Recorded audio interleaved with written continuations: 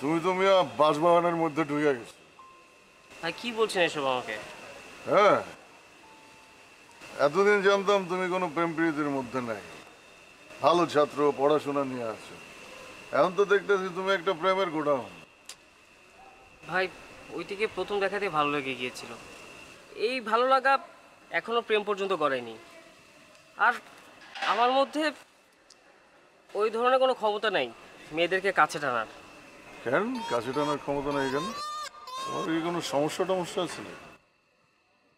আপনি মজা নিতেছেন আমার এই দুরবস্থায়? দুরবস্থা?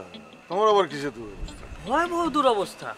প্রতিটা রাতে আমি স্বপ্ন দেখি ওইটি আর আমি হাতে হাত রেখে এই ছাদের উপরে হাঁটাহাঁটি করছি, আর আমাদের মাথার উপরে একটা নারকেল গাছ, আর ওইটি গান করছে, নারকেল গাছের মাথার উপর চাঁদ উঠেছে ওই তুমি আমি কই কই কই। বাহ বাহ বাহ বাহ। সারা জীবন শুনছি বাঁশবাগানের মাথার উপরে চাঁদ ওঠে, আর আজকে তুমি নতুন প্রেমে পড়া সেই চাঁদ রে নারকেল গাছের উপরে উঠাই দিছো। বাহ বাহ বাহ বাহ বাহ। না না না, তুই এ যুগের মেয়ে, অথচ প্রেম ভালোবাসা নিয়ে দেখছি তোর চিন্তা ভাবনা সেই 80 দশকের ছেলে মেয়েদের মতো। আমাকে দিয়ে প্রেম ভালোবাসা হবে না ভাইয়া। আমার তো ছেলেদেরকে দেখলেই মনে হয় ওদের গা থেকে সিগারেটের গন্ধ আসবে, ঘামের গন্ধ আসবে। তোর যত সব আজগুবি কথা। আচ্ছা, শুনলাম তোর জন্য নাকি একজন ব্রিলিয়ান্ট টিউটর রেখেছে। হ্যাঁ, ব্রিলিয়ান্ট মানে ভাবটা এমন, তাকে দেখলে মনে হয় সে পৃথিবীর একমাত্র লেজ বিশিষ্ট পুরুষ। লেজ বিশিষ্ট? কত বড় সাহস জানো? আমাকে নাকি পড়াবে না, রিজেক্ট করে চলে যায়।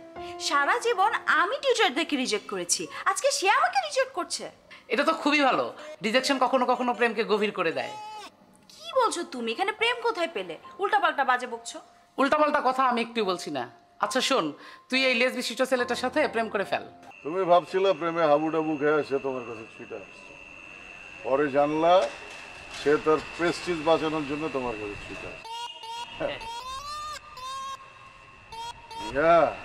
মেয়েদের প্রেমের ফান্দে ফলানো অত সহজ না। আমি তো কাউরে ফান্দে ফেলাতে চাইনি, আমি ভালোবাসতে চাইছিলাম। যে ভালোবাসার জন্য রাজা সিংহাসন ছাড়ছে, বিখ্যাত চিত্রশিল্পী ভ্যানকক তার নিজের কান কেটে উপহার দিছে। কান কাটো আর নাক কাটো ওই একই কথা। প্রেম তো আসলে ফাঁদে, কেউ কান কেটে ফাঁদে ফলায়, কেউ সিংহাসন ছাইড়া। ভাই আপনার সমস্যা কি? আমি তো দেখতেছি আপনার প্রেমের প্রতি কোনো শ্রদ্ধাবোধই নাই।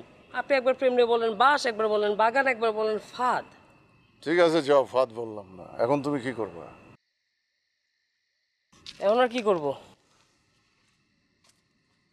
ভাবতেছি, ওর সামনে আর যাব না।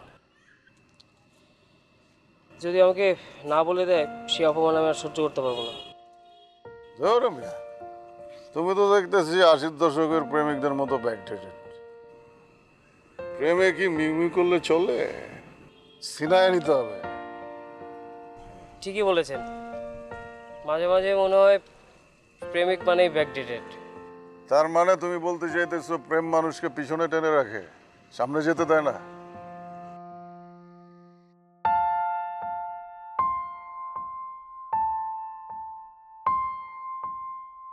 পরবর্তী 7 দিন অয়ন ঐতির সাথে কোনো যোগাযোগ করেনি, এমনকি নিজের বাসাতেও যায়নি। বুকের গভীরে জমানো দীর্ঘশ্বাস নিয়ে ঘুরে বেড়িয়েছে পথে পথে।